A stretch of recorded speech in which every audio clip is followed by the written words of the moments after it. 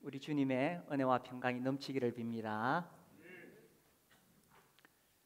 오늘은 부활주일로 기념하고 지키는 주일입니다.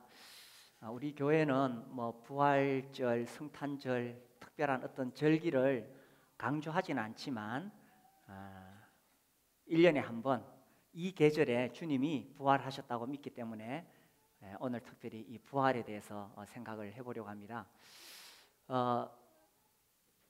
초대교회 시대에 이 부활주일에 만나면은 성도들이 이렇게 인사했다라는 부분이 있는데 기억하실지 모르겠습니다. 매년마다 했었는데 예수께서 살아나셨습니다 이렇게 인사하면 상대방이 예수께서 과연 살아나셨습니다 이렇게 대답했습니다.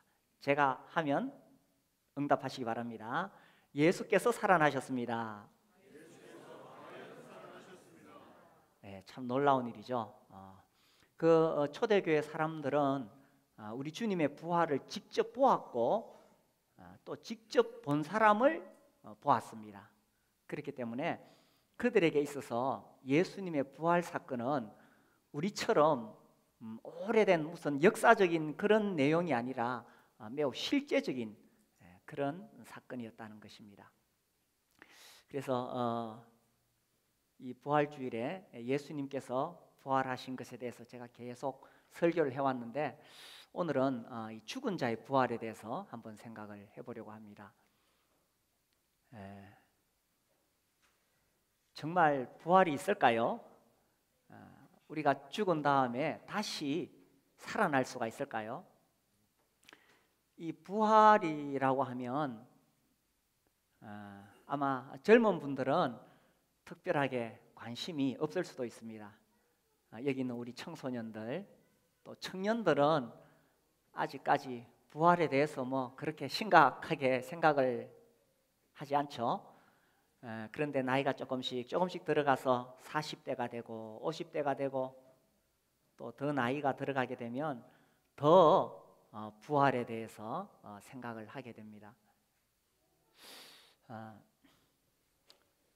그냥 죽어서 죽는 것으로 끝이라면 인생이 얼마나 허무할까 하는 거죠. 그리고 정말 부활이 있다면 이것은 얼마나 복된 소망이냐 하는 것입니다.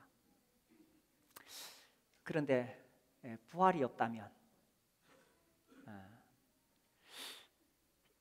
만약에 우리가 사는 것이 이 세상의 삶뿐이라면 우리는 정말 불쌍한 자다. 성경에 그렇게 기록되어 있죠. 우리 오늘 읽은 본문 말씀 19절에 보시면 만일 그리스도 안에서 우리가 바라는 것이 다만 이 세상의 삶뿐이면 모든 사람 가운데 우리가 더욱 불쌍한 자이르라. 제가 이 말씀을 읽으면서 가슴이 찡했어요. 그렇지, 우리가 바라는 것이 다만 이 세상의 삶뿐이면 모든 사람 가운데 우리가 더욱이라고 번역되었는데 가장 불쌍한 자이르라. 지금 불쌍한 사람들 앉아 있는 겁니다. 이 좋은 봄날에 벌써 벚꽃 피기 시작했거든요. 꽃놀이 안 가시고 지금 이 좋은 봄날에 여기 앉아 계신 분들 참 불쌍한 자입니다. 일주일 동안 직장생활 하시느라고 얼마나 고달팠습니까? 온갖 스트레스 다 받다가 오늘 주일이라고 또 아침에 일찍 일어나야 되네요. 그죠? 교회만 안 가면 그냥 늦게까지 늦잠 잘 수 있는데 그래도 우리 교회는 비교적 좀 그렇게 이른 시간에 시작하지 않습니다. 제가 가보니까 9시에 다 모여서 성경 공부해요. 이제 그러면서 이제 그렇게 하는 그 교회 분위기가 뭐냐 하면 직장에 출근해도 9시 전에 출근하는데 9시 이후에 출근하는 사람 있습니까? 다 9시 전에 출근합니다. 주일날 하나님께 예배 드리는데 9시 넘어서 오면 안 된다 이래가지고 다 9시에 나오더라고요. 성경 공부하고 예배 드리고 그렇게 하더라고요. 그래도 아무튼 우리 교회도 일찍 나와서 이렇게 예배를 드립니다. 그러니 일주일 내내 고달프게 시달리다가 주일날만큼은 좀 늦잠도 푹 자고 이렇게 좋은 날은 꽃놀이 구경도 가고 그러면 좋겠는데 이 아침부터 와가지고 예배드리고 성경 공부하고 또 교회 와서 봉사하고 참 불쌍한 인생을 살고 있는 겁니다. 뭐 여기 우리 자매님 계셔서 그런 이야기 하기 좀 그렇지만은 평소에 날 이 머리 깎는 일 하시다가 주일까지도 교회 오셔서 봉사하시겠다고 머리를 깎아 주시겠대요. 그래 매주 하시겠대. 그래 우리가 말렸어요. 한 달에 한 번 내지 두 번만 해라. 안 그렇습니까? 평소에 날 그 일만 하다가 주일날은 좀 쉬어야 되는데 교회까지 와서 왜 그 일을 하시려고 할까요?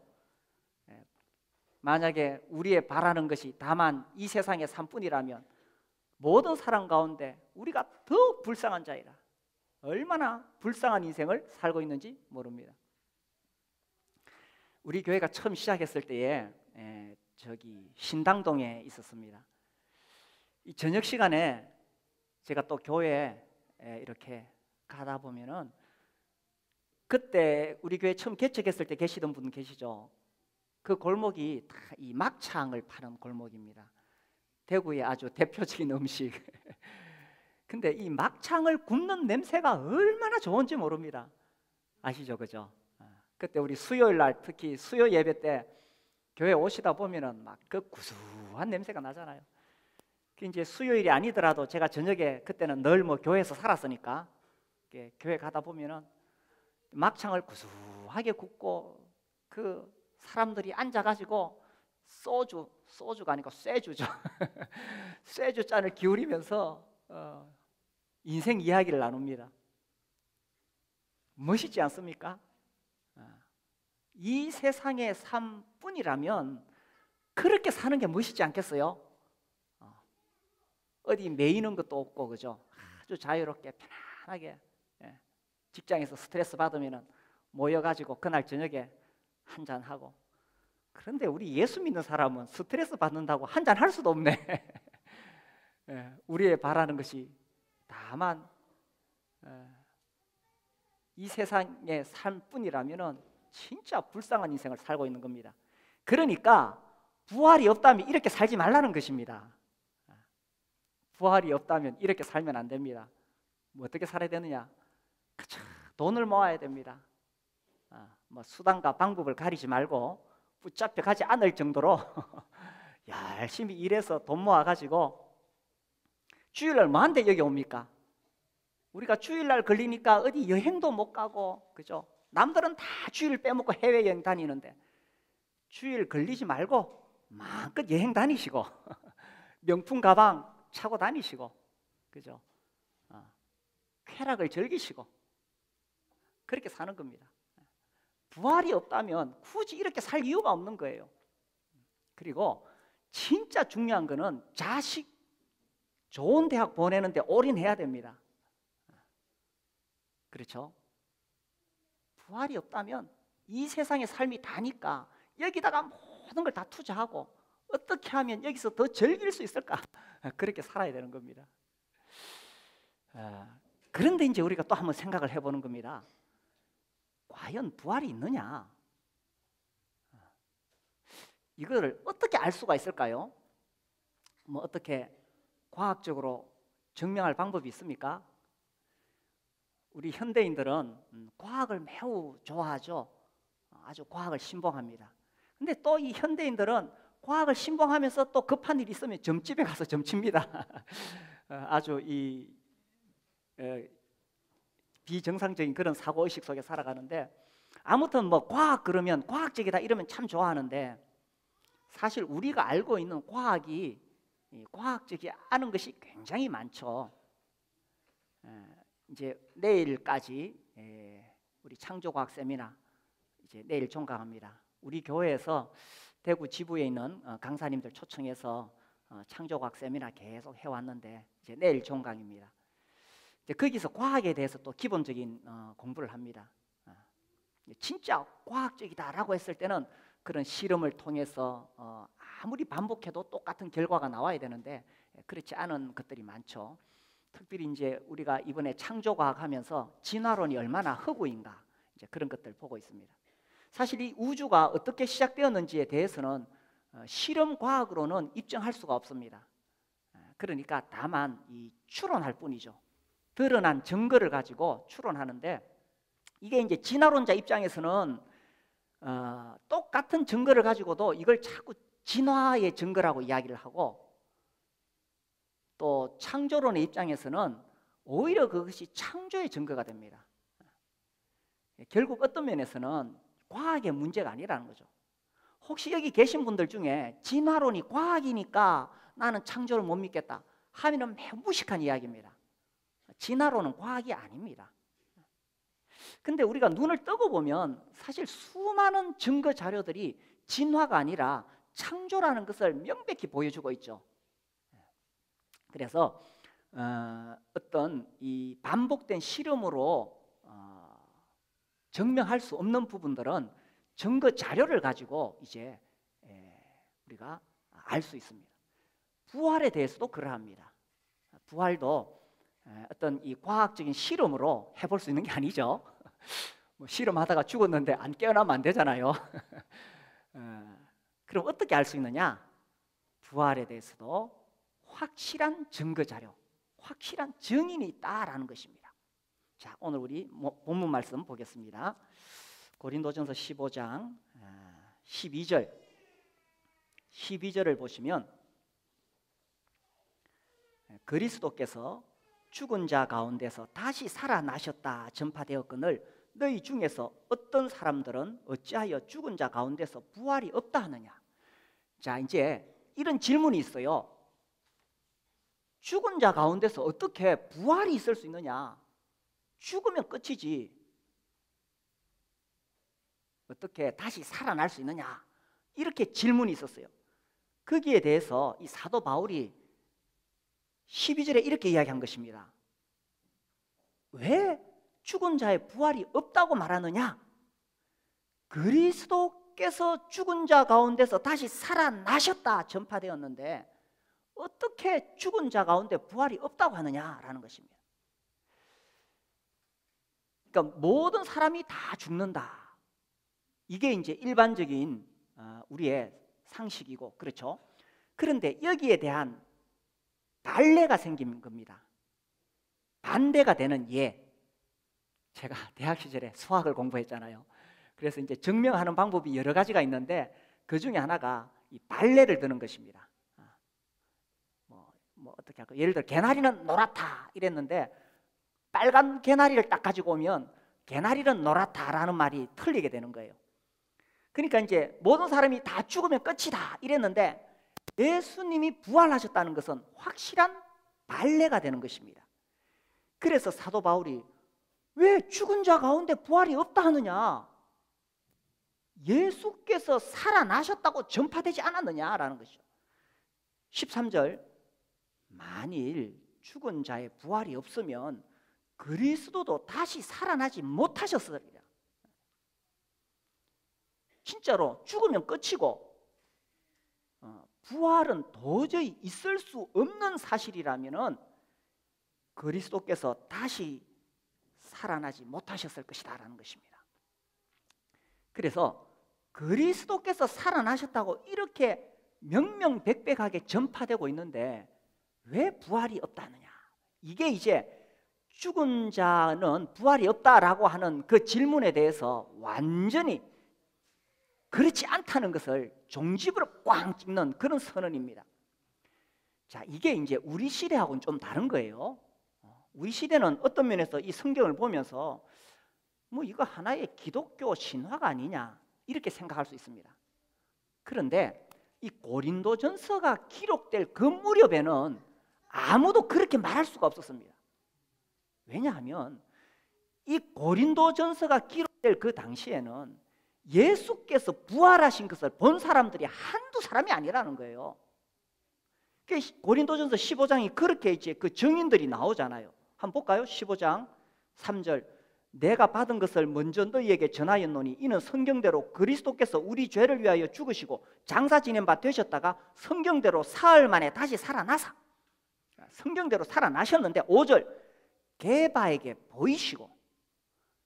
게바가 누굽니까? 베드로죠. 베드로가 분명히 봤다는 겁니다. 후에 12 제자에게와 그리고 예수님 따라다니던 12제자가 분명히 봤다는 겁니다. 6절, 그 후에 500여 형제에게 일시에 보이셨나니. 그러니까 한두 사람 봤으면 거짓말이라고 할 수 있겠죠. 환상이라고 할 수 있을 것입니다. 그런데 6절에 보니까 500명이 넘는 형제들이 동시에 다 봤다는 겁니다. 더 중요한 것은 그 중에 지금까지 대다수는 살아있고 이렇게 얘기했어요. 그러니까 예수가 부활하지 않았다, 거짓말 치지 마라, 이렇게 말한다면 예수님의 부활을 직접 본 사람 200명, 250명 이상 증인이 있다는 것입니다. 자, 무슨 사건이 났어요. 재판이 열렸습니다. 증인이 몇 명 필요합니까? 증인이 한 2명만 있어도 확실한 거죠, 그죠? 그런데 여기는 지금 250명 넘는 증인이 그 당시에 살아 있었다는 것입니다. 그러면서 이제 바울의 이야기가 8절에 7절에 그 후에 야고보에게 보이셨으며 그 후에 모든 사도에게와 8절 맨 나중에 만삭되지 못하여 난 자 같은 내게도 보이셨느니라. 바울이 하는 말이 나도 봤다 이겁니다. 이 사도 바울이 뭐 하는 사람이었느냐? 예수님 부활했다고 전하는 사람들 붙잡아다가 감옥에 가두는 사람이었어요. 그런데 이 사람이 하루아침에 달라졌습니다. 왜 그러느냐? 사도 바울도 예수님 부활하신 것을 직접 봤기 때문인 것이죠. 그러니까 이 고린도전서를 기록할 때 바울이 예수님이 부활하셨다고 했을 때 아무도 여기에 대해서 이의를 제기할 수가 없다는 것입니다. 그들은 거짓말 치지 않았습니다. 그들은 환상을 본 것도 아닙니다. 왜냐하면 예수님의 부활을 보았던 사람들은 자기가 부활을 보았다는 것 때문에 목숨을 걸었다는 거예요. 그 당시 유대 지도자들이 제발 그런 소리 하지 말라 그러고 감옥에 가두고 그리고 때리고 심지어 목숨을 빼앗았을지라도 예수님의 부활을 본 사람들은 내가 봤다 이거예요. 내가 이 두 눈을 똑똑히 뜨고 예수께서 부활하신 것을 봤다 라고 하면서 사자밥이 되었고 심지어 화형당해 죽었다는 것입니다. 그 사람들이 자기가 하는 거짓말을 위해서 목숨 걸지 않습니다. 예수님 십자가에 붙잡혀 가실 때에 제자들 다 도망갔어요. 자기 붙잡으러 올까 싶어서 모여가지고 문을 꽁꽁 걸어 잠그고 있었어요. 그런데 하루아침에 제자들이 어떻게 변할 수가 있었겠습니까? 우리 주님이 부활하신 것을 보았기 때문인 것입니다. 우리 주님이 사망 권세를 깨뜨리시고 부활하신 것을 두 눈으로 똑똑히 보았던 것입니다. 그래서 이 예수님의 부활을 보았다는 것, 이것이 이 복음이 증거되는 원동력이 되었습니다. 그들이 목숨을 걸고 이 사실을 전하러 다녔어요. 예수님이 부활하셨다. 그분이 하나님 아들이시다. 그분이 우리의 구원자이시다. 이렇게 전했다는 것입니다. 그래서 여기 14절에 보시면 그리스도께서 만일 다시 살아나지 못하셨으면 우리가 전파하는 것도 헛것이요 너희 믿음도 헛것이며, 예수님이 살아나지 않았으면 우리가 이렇게 고생하면서 목숨 걸고 전하는 것이 다 헛것이다. 그렇죠? 우리의 믿음은, 자, 이게 매우 중요합니다.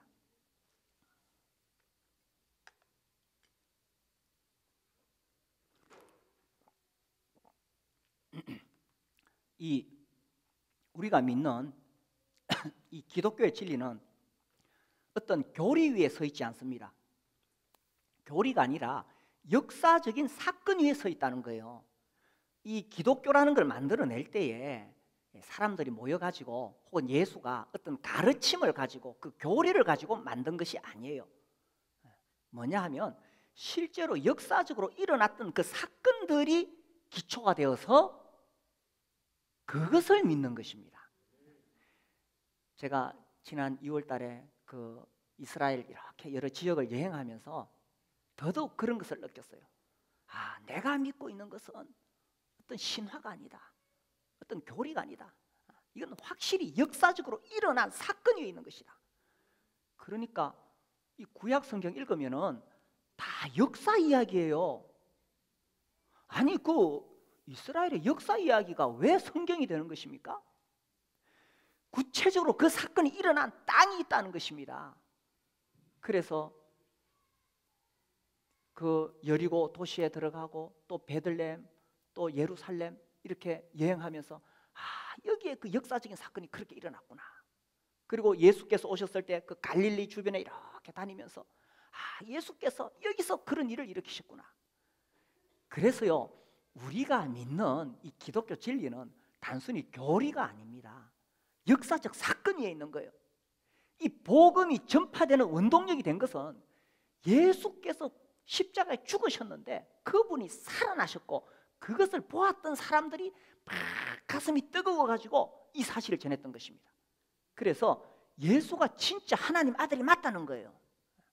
그러므로 우리는 그 예수를 믿음으로 구원을 얻는다라는 것입니다. 그래서 만약에 예수님이 부활하지 않았다면, 이런 역사적 사건이 없다면 기독교는 없습니다. 신약 성경 없습니다. 이제 이 신약 성경 폈을 때 마태, 마가, 누가, 요한 복음서가 나오는데 그 복음서에는 예수께서 어떻게 행하시다가 죽으시고 부활하셨는가 나오고 그 뒤에 사도행전이 나오는데 이 사도행전은 예수님이 부활하신 사건에 대해서 제자들이 어떻게 했는가를 전하는 이야기예요. 그러니까 우리가 믿는 것은 단순히 교리가 아닙니다. 역사적 사건이 있다는 거예요. 그래서 예수님의 부활을 전했는데 만약에 15절에 또 우리가 하나님의 거짓 증인으로 발견되리니 우리가 하나님이 그리스도를 다시 살리셨다고 증언하였습니다. 만일 죽은 자가 다시 살아나는 일이 없으면 하나님이 그리스도를 다시 살리지 아니하셨으리라. 그러니까 그 당시에 사도들이 무엇을 전했느냐는 것입니다. 그들이 기독교 교리를 단순히 그런 그 교리 만들어서 전한 게 아니에요. 그들은 분명히 두 눈으로 예수의 부활을 보았고 그래서 그 사실에 목숨을 걸었고 그렇게 전파되어진 것이 전 세계에 널리 퍼지고 세대를 거듭하면서 내려와서 이 먼 동쪽에 있는 대한민국 우리에게까지 전해져 온 것입니다. 그래서 하나님이 그리스도를 살리셨는데 봐라, 왜 죽은 자의 부활이 없느냐? 예가 있다는 거예요. 확실한 예가 있다. 발레죠, 발레. 반대가 되는 예. 그래서 예수의 부활을 봤을 때 죽은 자의 부활이 없다고 말하는 것은 틀린 것이다라는 것입니다. 그래서 16절 만일 죽은 자가 다시 살아나는 일이 없으면 그리스도도 다시 살아나신 일이 없었을 터이요. 그렇죠. 죽는 것으로 다 끝이 나고 죽은 자가 다시 살아나는 일이 없다라면 예수님도 다시 살아나지 않았을 것입니다. 거꾸로 이야기하면 이게 무슨 말입니까? 예수님께서 살아나신 것을 보니 죽은 자가 살아날 수 있다는 것입니다. 아멘이십니까? 하나님께서 예수님을 죽은 자 가운데서 살리신 것을 보니 하나님께서 우리가 죽어도 우리도 다시 살리실 수 있다는 것을 보여준다는 뜻입니다. 그러니 어찌 죽은 자 가운데 부활이 없다 하느냐? 이 질문에 대해서 지금 대답하고 있는 것입니다. 그래서 이 세상의 삶뿐으로 끝나는 것이 아니라 부활이 있고 부활이 우리의 소망이라는 것입니다. 따라해 보십시오. 부활이 소망이다. 우리 학생들, 청년들 아직 실감나지 않을지 모르지만 부활이 없다면 인생은 정말 허무합니다. 정말 허무합니다. 그러나 부활이 우리의 소망입니다. 그래서 이 17절에 보시면 그리스도께서 다시 살아나신 일이 없으면 너희의 믿음도 헛되고 너희가 여전히 죄 가운데 있을 것이요. 자, 우리가 이 기독교 교리를 배웁니다. 사실 신앙생활 하는 데 있어서 교리는 매우 중요합니다. 그래서 우리 교회에서도 한 번씩 이 교리 공부를 합니다. 그래서 뭐 창조에 대해서 또 인간에 대해서 하나님에 대해서 뭐 이렇게 쭉 교리를 공부해 나갑니다. 이 기독교 교리의 핵심 이제 십자가 복음이죠. 예수님이 하나님이신 그 예수님이 이 땅에 인간으로 오셔서 내 죄를 대신해서 십자가에 못 박혀 죽으셨습니다. 그리고 예수님이 부활하셨습니다. 예수님이 십자가에서 내 죄값을 다 갚아주셨기 때문에 이제는 우리가 예수님을 믿으면 모든 죄를 용서받고 구원받아서 천국에 갈 수 있습니다. 하나님의 자녀가 될 수 있습니다. 이것이 구원론이죠. 구원에 관한 교리입니다. 이것은 참 논리적으로 참 이렇게 완벽하게 짜여져 있습니다. 우리가 이 성경의 교리를 공부하면 이 신론에서부터 시작해가지고 쭉 내려가서 이렇게 쭉 보면은 매우 정교하게 논리적으로 잘 짜여져 있습니다. 그래서 이 구원론을 다 공부하면 그러면 나도 구원받을 수 있네? 나도 구원을 받았구나. 이런 믿음을 가질 수가 있습니다. 그런데 중요한 것은 아무리 그런 교리가 완벽하다 하더라도 여기 우리가 조금 전에 17절 말씀 읽었지요. 이 말씀이에요. 아무리 이 구원론이 완벽하다 할지라도 여기 나오는 17절 보십시오. 그리스도께서 다시 살아나신 일이 없으면 너희의 믿음도 헛되고, 내가 아무리 그 교리를 달달 외우고 완벽하게 믿는다 해도 그 다 헛된 믿음이다라는 것입니다. 심지어 너희가 여전히 죄 가운데 있을 것이요. 죄 용서 받았다고? 지옥 안 간다고? 허튼 소리 하지 마라. 너가 다 죄 가운데 있다라는 것입니다. 그러니 예수께서 부활하지 않았다면 사실 우리가 믿고 있는 이 모든 것이 다 무너져 내리는 겁니다. 아무것도 없습니다. 반대로 예수께서 부활하셨기 때문에 우리가 믿고 있는 바가 너무나 분명하다는 거예요. 18절에 보시면 또한 그리스도 안에서 잠자는 자도 망하였으리니. 그렇죠. 예수님 위해서 살려고, 예수님 섬기면서 살려고, 예수님 전하면서 살려고 그렇게 살아왔는데, 그리고 이제 이 세상을 떠나서 죽었어요. 예수 믿고 죽은 사람은 죽었다 표현하지 않고 잠잔다고 표현하지요. 왜냐하면 부활의 소망이 있기 때문에. 그런데 만약에 부활이 없다면은 그리스도 안에서 잠자는 자는 정말 인생 망한 겁니다. 그 젊음을 바치고 재물을 바치고 시간을 바쳤는데 죽었는데 부활이 없어. 그걸로 끝이라. 얼마나 망한 인생입니까? 끝장난 거예요. 인생 헛된 산 거예요. 그러니 부활이 없다면 이렇게 살면 안 된다는 겁니다. 19절 보세요. 만일 그리스도 안에서 우리가 바라는 것이 다만 이 세상의 삶뿐이면 모든 사람 가운데 우리가 더욱 불쌍한 자라. 아이고, 참 부활 없다면 여기 계신 분들 진짜 불쌍한 사람들입니다. 이 좋은 봄날에 뭐한데 여기 나왔어요. 새벽같이 일어나가지고, 그죠? 그래서 그리스도 안에서 우리가 바라는 것이 무엇이냐라는 것입니다. 다만 이 세상의 삶뿐이냐, 아니면 정말 부활이 있느냐. 사도 바울은 아주 강력하게 이야기하고 있습니다. 예수께서 부활하신 것을 보라. 그렇다면 틀림없이 죽은 자의 부활이 있다. 하나님께서 예수를 살리신 것을 보니 하나님께서 우리도 살리실 것이다. 그래서 이제 새로운 역사가 시작되었다는 것입니다. 20절에 보시면 그러나 이제 그리스도께서 죽은 자 가운데서 다시 살아나사 잠자는 자들의 첫 열매가 되셨도다. 예수님이 첫 열매, 그분이 부활하심을 우리가 보았을 때 이제 뒤이어서 우리도 부활하게 될 것이다. 21절 사망이 한 사람으로 말미암았으니 죽은 자의 부활도 한 사람으로 말미암는도다. 자, 사망이 누구를 통해서 왔습니까? 아담을 통해서 왔죠. 그래서 아담의 자손은 다 사망으로 가는 겁니다.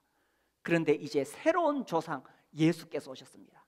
그 예수가 오심으로 이제 사망으로 끝나는 것이 아니라 부활이 있다라는 것입니다. 제가 오래전에 읽은 책 중에 이런 예화가 있어요. 바다에 큰 그물을 던졌는데 수많은 물고기들이 그 그물 속에 들어가는 거예요. 이제 그 물고기들이 그 그물 속에 다 들어가서 가득 차게 되면 이제 그물을 위에서 끌어올리겠죠. 그러면은 이제 밥상에 오르는 겁니다. 근데 그 물고기들이 그물 속에 들어가서는 한 마리도 거기서 빠져나올 수가 없는 거예요. 모든 물고기에게 사망이 이르게 된 것입니다. 그런데 어떤 아주 특별한 물고기가 한 마리가 있었어요. 이 입이 아주 가위와 같이 아주 날카로운 힘센 능력 있는 특별한 물고기가 있었는데 이 물고기는 그 그물을 찢을 수 있는 힘이 있어요. 근데 이 물고기가 어떻게 했냐면은 그물 속에 있는 물고기들을 구원하기 위해서 자기가 스스로 그물 속으로 들어가게 된 거예요. 그러니 그 물고기도 이제 밥상에 오르게 된 거죠. 근데 이 물고기는 자기 스스로 그 그물 속에 들어가서 스스로 갇혔어요. 갇힌 다음에 그 물고기들에게 이야기를 했습니다. 나를 따라와라. 나를 믿는 자는 죽어도 살겠고 또한 살아서 나를 믿는 자는 영원히 죽지 아니하리라. 막 그렇게 설교를 했습니다. 물고기들 중에 그 물고기의 음성을 듣고 믿은 자는 따라가는 거예요. 그래서 이제 그 강력한 물고기가 이제 제자들을 거느리고 따라가서 그물에 딱 이르렀어요. 그 이제 한계에 딱 이르렀는 거죠. 이제 모든 물고기들이 다 보고 있습니다. 그때 이 강력한 물고기가 그 그물을 찢었습니다. 하는 게 찢어서 구멍을 내고 그 길을 쫙 빠져나갔어요. 자, 이제 어떤 일이 생겼습니까? 이제 그 그물 속에 갇혀 있는 어떤 물고기든지 그 구멍을 통해서 이제 나갈 수 있는 거예요. 구원받을 수 있는 거예요. 누구든지 그 물고기를 믿는 자는 따라 나가서 구원받을 수가 있는 거예요. 예수님은 죽음이라는 게 없었어요. 그분은 하나님이시죠. 하늘에 계신 그 하나님께서 이 세상을 내려다 보셨을 때 아담의 자손들이 다 죄를 지어서 사망을 향해 달려가고 있는 거예요. 그래서 그 하나님이신 예수께서 내가 저들을 구원해야 되겠다. 그런데 하늘에서는 구원하실 수가 없어요. 그래서 친히 인간의 몸을 입고 이 땅에 오셔서 그리고 십자가에 못 박혀 죽으신 거죠. 그리고 그분이 부활하심으로 예수님 따르던 제자들에게 명백하게 보여주시는 거예요. 나를 믿는 자는 죽어도 살겠고 무려 살아서 나를 믿는 자는 영원히 죽지 아니하리라. 자, 우리 요한복음 5장 예수님 말씀 읽어보겠습니다.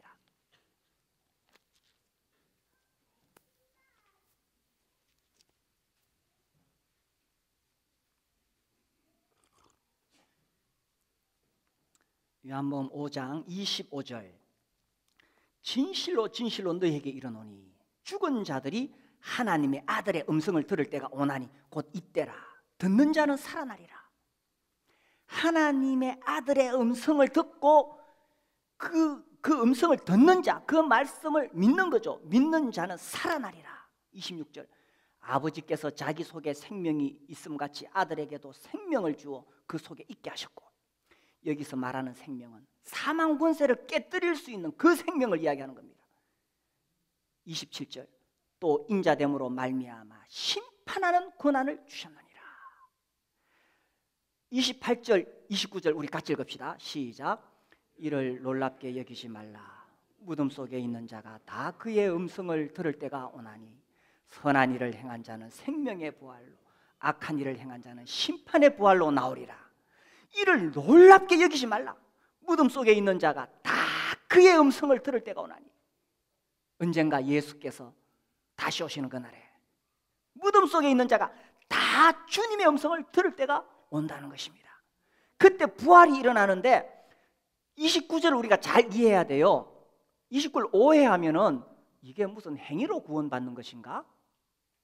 그런 뜻이 절대로 아닙니다. 여기서 선한 일을 행한 자는 생명의 부활로, 인간이 할 수 있는 가장 선한 일이 무엇입니까?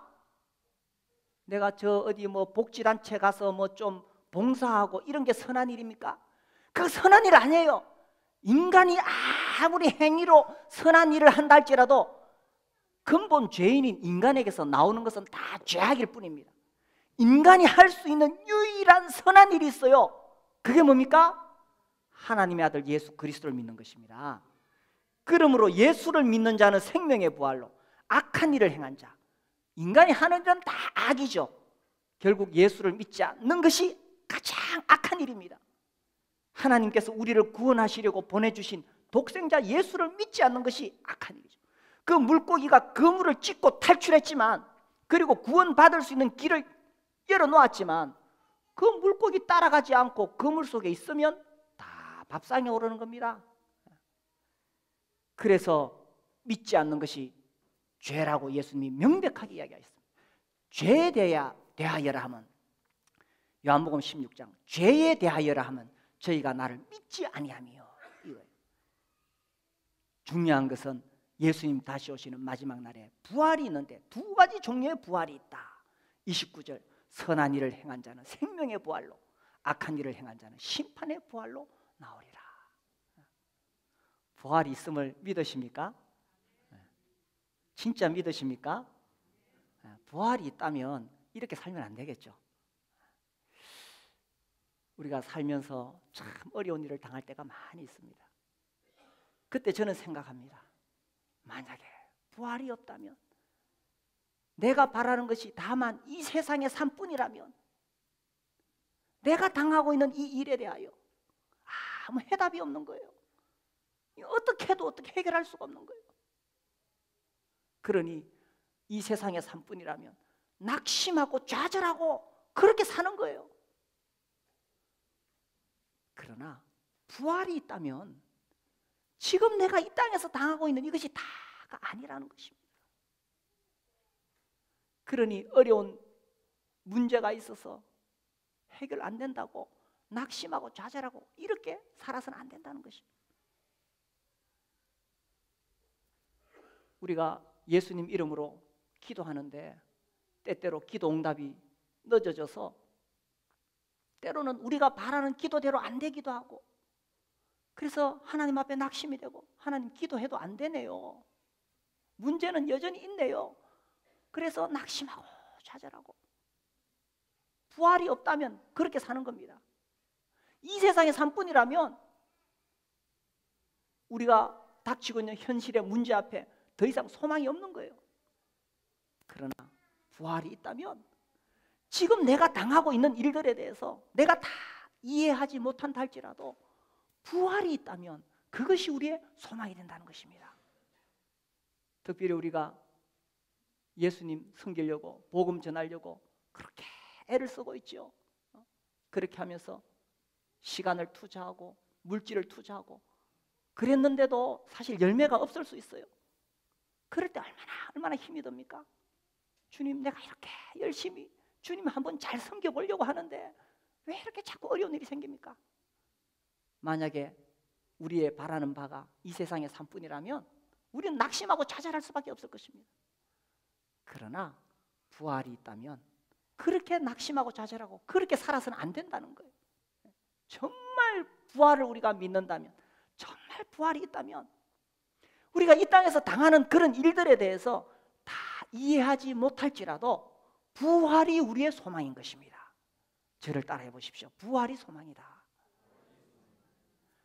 우리 고린도전서 15장 한번 보겠습니다. 고린도전서 15장 50절,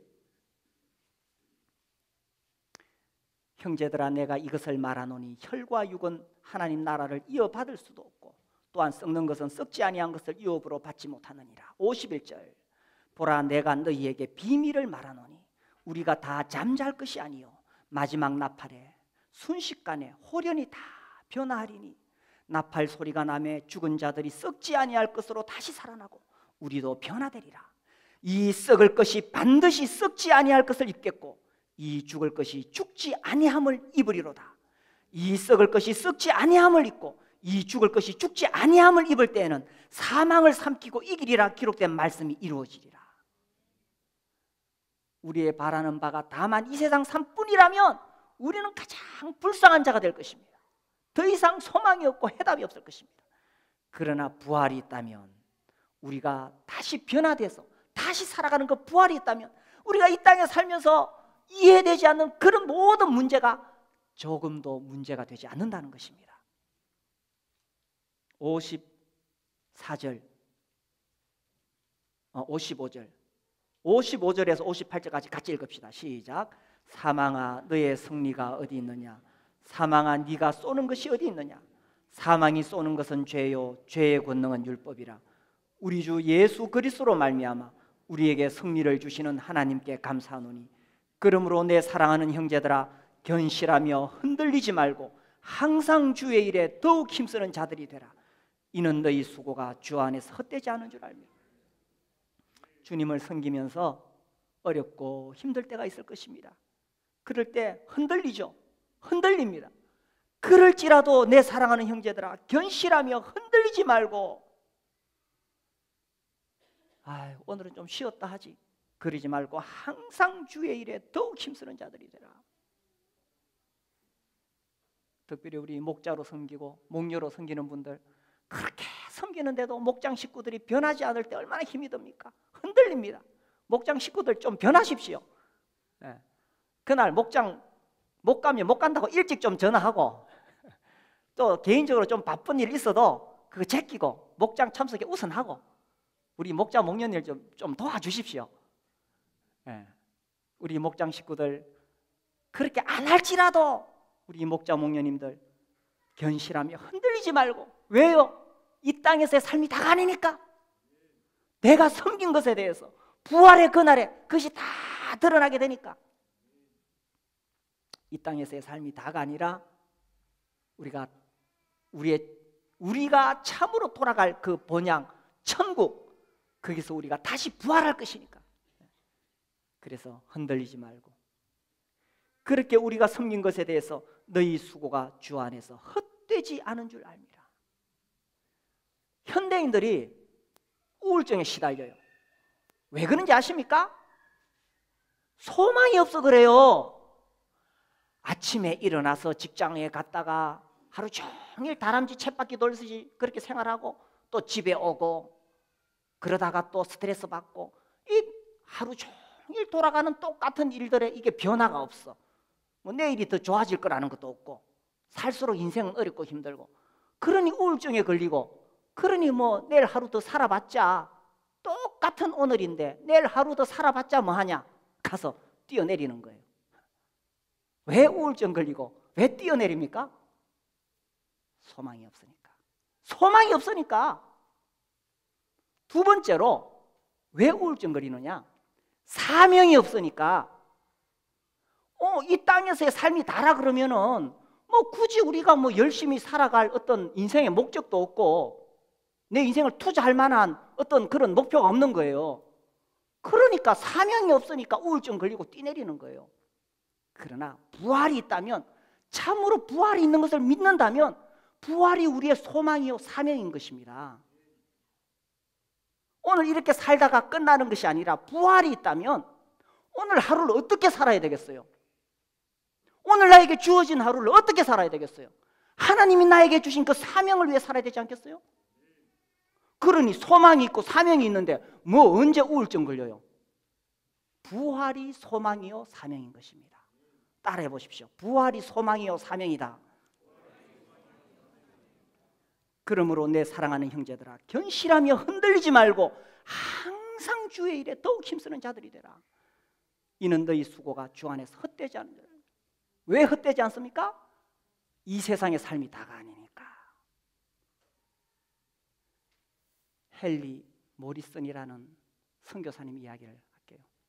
이분이 아프리카 선교사였는데 40년 동안 정말 고생하면서 거기서 개척 선교 사역을 했어요.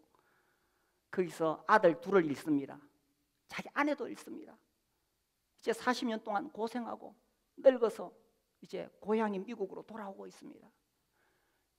자기가 타고 있는 배에 마침 그 루즈벨트 대통령이 그 배에 탔어요. 대통령은 아프리카에 뭐하러 갔느냐? 코끼리 사냥하러 갔다가 돌아오는 길에 같은 배를 타고 왔어요.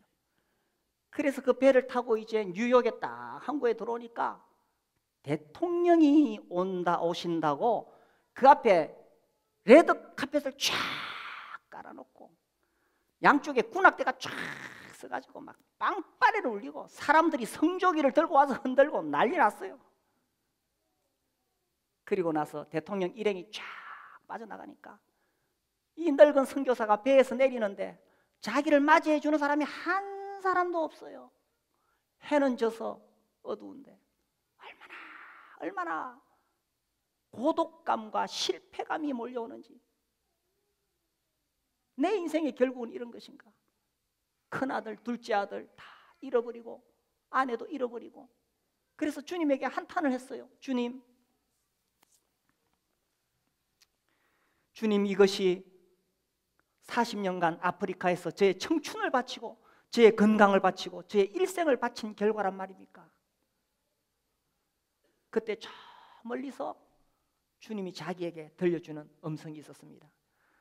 사랑하는 내 아들아, 너는 아직 고향에 돌아오지 않았다. 네가 참으로 고향에 돌아오는 날에는 군악대의 나팔 소리가 문제겠느냐? 그것과 비교될 수 없는 하늘의 천군 천사의 나팔 소리로 너를 맞이해 주마. 붉은 카펫이 문제겠냐? 그것과 비교할 수 없는 황금으로 네가 걸어갈 길을 깔아놓으마. 그리고 수많은 사람들이 아니라 내가 직접 너를 맞이하러 마중 나가마.